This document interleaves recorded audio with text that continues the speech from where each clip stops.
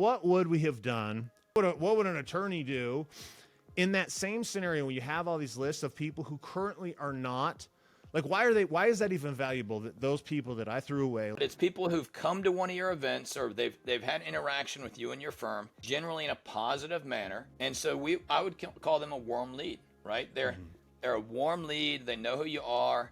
There's somebody you can stay in touch with. Like we get the name and number and address.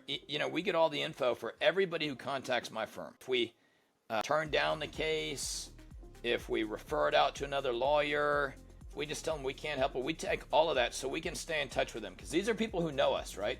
And in the car accident space, or even in the legal space, they're going to have another issue. No matter what your niche is, they're going to have another issue. And like your folks, they didn't have any equity today, but how long would it take to get some equity? But you could have put all of them on there and then stayed in touch with them for pennies. Yeah.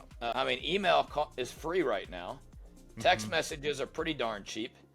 And how hard would it have been to every month send them something like, hey, just your friendly mortgage brokers out here. If you've got a need, call us, right? And you wouldn't have to pay for another event.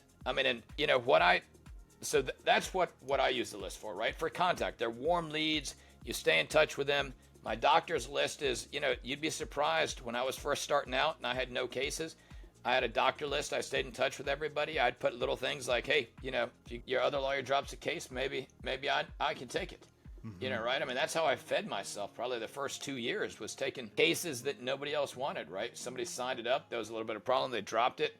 I didn't make a ton of money. I made, I got some money. Did this for 2 weeks.